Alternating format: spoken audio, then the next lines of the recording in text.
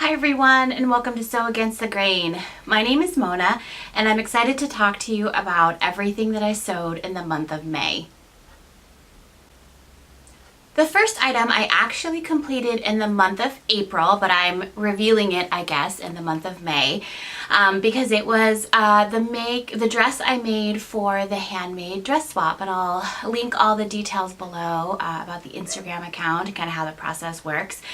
But the basic idea is that you're paired up with somebody who's in another location. You get some size information, some fabric preferences, color preferences, type of dress preferences, and you make them a dress, and they make a dress for you. I sent off my dress in the month of April, and she hadn't received it until the beginning of May, so I just wanted to wait to show it off just in case she sees this video. My partner is Georgina, who's in Canada, and I made her the Muse Jillian wrap dress, which is a knit wrap dress. She said that she really enjoyed wearing secret pajamas dresses, so I thought a knit dress would be great. I know that because I wasn't sure it was going to fit her, a knit dress would be a good plan. Wrap dresses have really flexible sizing, so I thought that would be a great fit as well. So she received it. I'll put some pictures up of the dress that I made for her. She loved it. She told me that it fit really well and that she's enjoying wearing it. She got a lot of compliments at work. So the Muse Jillian has these really nice shoulder pieces, which are common to some of the other knit patterns they have as well. And so I put a little bit of machine embroidery on the shoulder pieces. It was a solid piece, a solid color of fabric on the shoulder, so I put a little flower embroidery. I also embroidered the letter G on the inside of the back yoke of the dress as well. Since her name is Georgina, I thought that would be a nice touch since I made it just for her. And I have received my dress from Georgina as well, and I'll include a picture of that. I posted it up on Facebook. It's a beautiful dress. Oh, the fabric is amazing. It's so cool.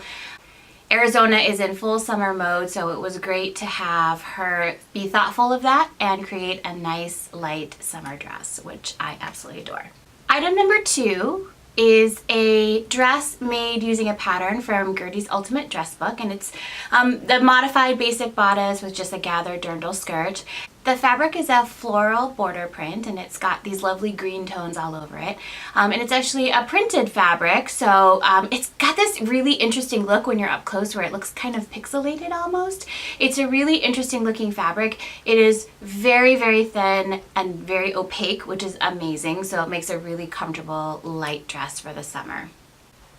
Next was a pair of denim cigarette pants from Gertie Sew's Vintage Casual. So this is kind of in combination with my Me Make May commitment. So I wanted to commit to wearing a Me Made article of clothing at least 5 days out of the week, and to really focus my sewing efforts on vintage casual wear. So pants, shorts, blouses. I made quite a few blouses in the month of May and 2 pairs of pants in the month of May, so I think I did pretty good on that. And the first pair is this pair of denim cigarette pants. So this denim doesn't have a lot of stretch, so the fit on the cigarette pants is actually kind of tight. So I made some adjustments for the next pair. They fit beautifully and look great when I'm standing up, but if I'm sitting down for long periods of time, they get a little bit uncomfortable to wear for long periods of time, and I'm really looking for some kind of fitted but made out of a stretch fabric pant that is going to be really comfortable to wear for long periods of time, comfortable to wear if I'm sitting in a car or at a desk, but something that I can just get the fit perfect on and make a million different variations of, shorts, pants, capris, everything in the middle, just so I have a good mix of kind of like vintage styled casual bottoms. I have a lot of skirts. I now have a lot of blouses because I've really been on a mission to make more, but I think that I need to fill that gap of some Me Made pants. I'll show all of the outfits that I wore for Me Made May in this video as well. I think this is the 3rd Me Made May I've participated in. It's been going on for, I think this was the 9th year total. And I have just really always appreciated the opportunity to be really mindful and thoughtful about ensuring that I'm wearing things I've sewn that maybe I don't give as much attention to as I'm choosing things to wear. And also that I'm wearing things that maybe I don't even remember sewing. My Me Made closet is pretty large at this point, so it's always a really nice opportunity to go back and reflect on some of the things that I haven't worn in a while. So I had a great Me Made May. It was a great experience, as it has been for the last 3 years. Item number 4 is Butterick 6563. So this is the one of the recent Gertie for Butterick blouse patterns that I've made a million of in the last few months. This has quickly become one of my favorite blouse patterns, and I have made a ton of them in the last few months since the pattern came out and I picked it up. It's just a really easy to sew pattern. I like the fact that it has the built-in facing, so there's not an extra piece that you need to worry about. You just kind of fold it over and it just closes everything up beautifully without having a seam on it. So the one that I made in the month of May is out of an emerald green voile, and I did a little bit of decorative top stitching on the pocket. So there's a little bit of kind of border stitching around the pocket, and I also made gold buttons to go onto the blouse. So this is part of the my effort to make all of my buttons, and they are actually, the buttons that I used were vintage, and I made a mold of them. And so the buttons are resin replicas that I made just out of basic 2-part epoxy resin, and I added a little bit of gold tinsel glitter because I wanted them to go with the gold top stitching I was already putting on the blouse, and they turned out really, really great. It's been such a fun experience to learn how to make the buttons. I enjoy the whole process, really. So clearly I love vintage buttons, so I love to buy them and find them and have them. And then I also love to be able to do the whole mold making process. Buttons are a little bit tricky because you have to get the silicone mold material into the little holes in the button that allow you to sew it on. And sometimes that can be really tricky because the silicone mold making material is very viscous. And so it can be a challenge sometimes to make sure that the silicone goes into the hole so that when you take the button off at the end of the mold making process, that you actually have a little kind of tube of silicone that is going to be where the resin won't be able to fill in until you'll actually have holes for your buttons. I probably have more fails than successes when it comes to making the molds for the silicone buttons, but it's something that I have had enough success with that I really enjoy doing it, and I'll continue doing it. And I found the type of vintage button that seems to work better. So if they have a pretty good size hole in them, then they tend to be able to kind of receive enough silicone that they will not pull off or break off or not fill at all when I'm actually using the silicone mold maker. So that was a great success, and these gold buttons are a great addition to the blouse, especially with the gold top stitching. I think it turned out really nicely. Next was a dress that I made for Phoenix Comic Fest. So this is kind of the new name of Phoenix Comic Con. So that was Memorial Day of this year, as it is every year. And this was kind of a last minute decision, but I decided that I wanted to make a dress that was kind of inspired by the outfit that Ezio wears in the Assassin's Creed video games. And the games take place in Renaissance Italy. So the clothes that he wears are kind of I don't know how historically accurate they are, but they're kind of stereotypical Italian Renaissance men's clothing. So it has, I'll put a picture up as well, but it has, you know, the puff slashed sleeves and kind of the long kind of open coat with pants underneath. So I kind of reimagined what he wore in the image that I put up of him into a dress. And so what I did is I purchased some very like textured linen rayon blend fabric from Joann's. So all of it is made out of this linen fabric because Memorial Day weekend in Phoenix is very hot, so I knew that I wanted to have a cool fabric to be able to wear all day. So it's all linen rayon blend, and I'll link to it below in the description box. I also made the buttons for this dress, so they have little black buttons. His actual outfit is a shirt with pants and a belt. And so instead I did a full dress. So it's the skirt, it's got a wide red midriff that comes up to a point, so it kind of looks like his belt. And then the top part of the dress, the actual bodice, I made it kind of a half shirt dress. So it's got buttons up the front, which are not functional. There's a zipper in the back, but it's got buttons up the front. And I made kind of a flat collar that looks similar to the one that he has on his shirt. And then I also, which I absolutely loved and I think turned out great. I did the slash and puff sleeves, so it's actually the cream colored fabric or the natural colored fabric, and I inserted little strips of the red fabric and then kind of pleated them closed. Which took forever. That was probably the longest part of the dress, but I think it turned out really cool, and it was neat to try out a technique I've never done before. I've always wanted to make sleeves like that and never really had an opportunity or need to, so this was a great opportunity to try it out. So I made the buttons on this dress as well. So they are little black buttons, which again are replicas of vintage buttons that I've picked up over the years. And I think the dress turned out really good. I was really happy with it. It was really comfortable to wear all day. And I think it was a good representation of the direction I was trying to go in based on the outfit that Ezio wears in the games. So the pattern is clearly heavily modified.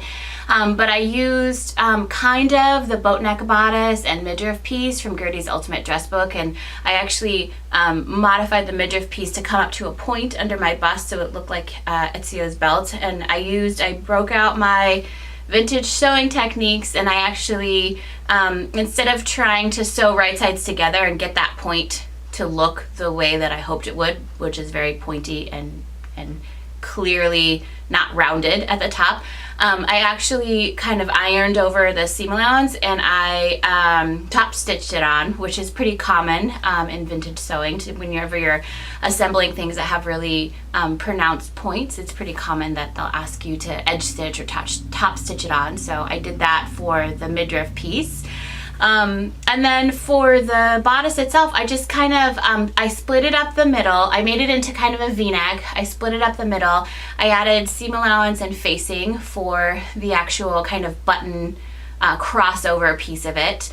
The rest of the basic bodice is the same for the boat neck bodice, except that I just added the flat collar. So basically I just kind of eyeballed a good sized triangle and overlaid the brocade over the linen and then had like a little ribbon trim on top of it. So I think that turned out really good as well.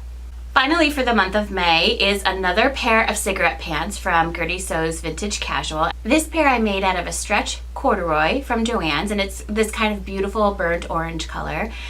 So the corduroy has a lot more stretch than the denim that I used earlier in the month of May to make the same pattern, but I wanted to have a little bit more ease in the fit, and I definitely went overboard, but I added about a ½ inch to the side seam between hip and knee on both the front piece and the back pattern piece to give it a little bit more ease throughout the hips, which probably would have been enough ease to get the fit that I wanted, but I definitely overdid it a little bit, and I also added an inch of rise to the crotch depth on both the front piece and the back piece. So I wanted them a little higher and a little wider, and I think I could have gone just the little bit wider and it would have been the fit that I was hoping for, but instead they are definitely too large.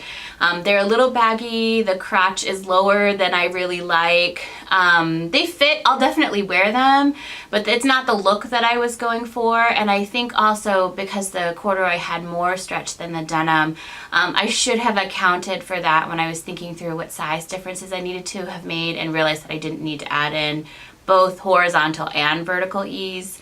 The corduroy would have been able to fit better, closer with the fit that I wanted than the denim, which had a lot less stretch. So I definitely overdid it. I learned my lesson. I'm gonna take out the inch of added length in the crotch, and I'm gonna make the pattern again out of the stretch corduroy because I love that fabric. It's a super comfortable fabric to wear. It's super easy to sew.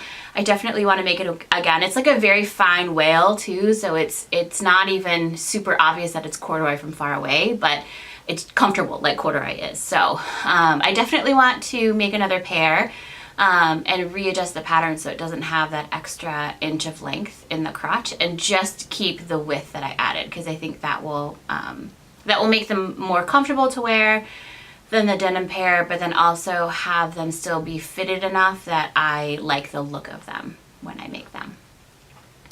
So that is it for my makes for the month of May. So that was 4 things technically in May, and then the Jillian wrap dress in April, but I wanted to wait to share it all with you. So hopefully you enjoyed this video. It's a little bit late. It's out a little bit later than I hoped it would be, but you know, life gets busy. So here it is. I hope it was helpful. I'm definitely planning on doing a June video as well. And I'm gonna link to this video in the description box, but recently Abby from the Crafty Pinup posted a video where she showed the first dress that she ever made as she started her sewing journey, and it was such a great video to watch and so inspiring, and such a good reminder that where we start isn't where we end up or progress when we're learning how to sew or kind of relearning how to sew. And so it actually inspired me to pull out one of the first dresses I ever made. I think I made this dress about 10 years ago. It was right when I was getting back into sewing, but the things I had made before that were just like, I had kind of refit t-shirts or made simple skirts or curtains or things that were really straightforward. So this was my first, or Halloween costumes that were made out of like stretchy fabric or something that I would be able to kind of fit really easily. This was the first time that I remember kind of really planning out a project beginning to end. And I thought for some reason that I would be able to make the dress without a pattern. And I didn't realize that there were vintage replica sewing patterns at the time. And I kind of learned that right around this time, but this particular dress that I made, I had seen a picture of a vintage dress on a blog post, and I thought, clearly I can make that myself and I can replicate it with no pattern. And spoiler alert, I could not do it. I did make a dress. It has never fit me because for a whole lot of reasons, but I didn't know that pre-washing fabric was a thing. I didn't finish any of the seams. It has a strange, short, unusable zipper in it. I don't know why I made it so short, but it just really, I haven't looked at this dress in ages, and clearly I've never worn it, but it was just such a great reminder of kind of where I started when I really started getting into dressmaking 10 years ago, and how far I have come when I look at some of the things that I mean, I can fill the month of May with things that I've made easily, and they all fit and aren't falling apart inside. Yeah, so it was just a really great opportunity to kind of reflect on where I've come from sewing. So thanks to Abby for that great video that she put out. Since I pulled out the dress out of my closet, I do have it, and I'm planning on making a video kind of talking through the disaster that it is. So I'm thinking that might be the next video that I record, and then I'll clearly do a kind of June sewing wrap up as well. But be on the lookout for a video with the tragedy that is one of the first dresses I have ever sewn. I think you guys will get a kick out of it. I think it'll be pretty funny because it's really bad. It's really, really bad. So be on the lookout for that in the next few weeks, and I will see you in the next video. Bye. I sent off my mutt, and a wrap dress always has really sexy flip. And the fabric is this floral